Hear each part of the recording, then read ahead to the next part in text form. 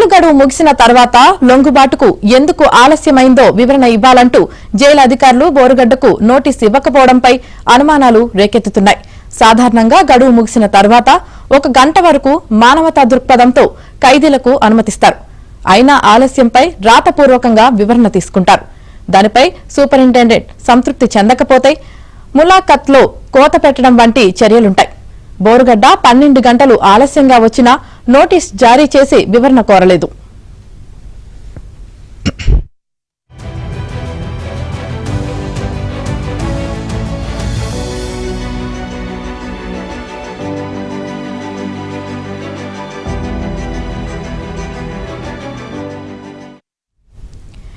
దీనిపై Rajahmundry central jail superintendent yes Rahul స్పందించారు. ఆలస్యంపై బోరుగడ్డను ప్రశ్నించామని, అనంతపురం కోర్టుకు వెళ్లడం వల్ల ఆలస్యమైనట్లు చెప్పినట్లు స్పష్టం చేశారు. అందుకు ఆధారం అడిగితే హైకోర్టుకు చెబుతామన్నారు.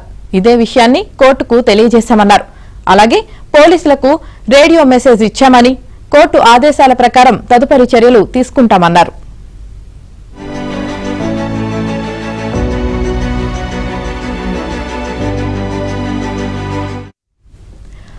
మరోవైపు బోరుగడ్డకు అనంతపురం ఎక్సైజ్ కోర్టు బెయిల్ నిరాకరించింది. సీఎం చంద్రబాబును ఆయన కుటుంబాన్ని దూషించినందుకు అనంతపురం 4వ పట్టణ పోలీస్ స్టేషన్లో అతడిపై కేసు నమోదైంది. బెయిల్ కోసం బోరుగడ్డ కోర్టును ఆశ్రయించగా న్యాయాధికారి అతడి బెయిల్ పిటిషన్ను డిస్మిస్ చేశారు.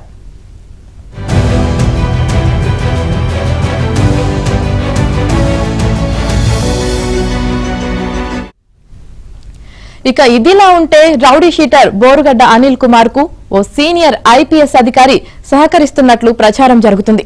కూటమి ప్రభుత్వంలోని ఓ కీలక ప్రజాప్రతినిధి అండగా ఉన్నట్లు ఆరోపణలు వినిపిస్తున్నాయి.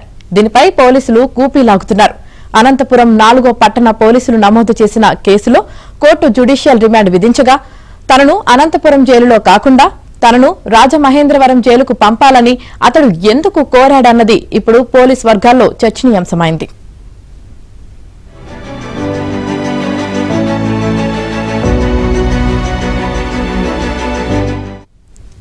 ఒక సీనియర్ ఐపీఎస్ అధికారి సాయంతో రాజమహేంద్రవరం జైలుకు చేరినట్లు గుసగుసలు వినిపిస్తున్నాయి. కూటమి ప్రభుత్వంలోని కీలక ప్రజాప్రతినిధికి ఎన్నికల ముందు బోరుగడ్డ కొంత ఫండ్ ఇచ్చాడని, ఇప్పుడు ఆయన సహాయ సహకారాలు అందిస్తున్నట్లు అతడి అనుచరులు ప్రచారం చేసుకుంటున్నారు. కాగా రాజమహేంద్రవరం జైలులో బోరుగడ్డ ఎవరెవరితో ఫోన్లో మాట్లాడారో పోలీసులు దృష్టి సారించారు.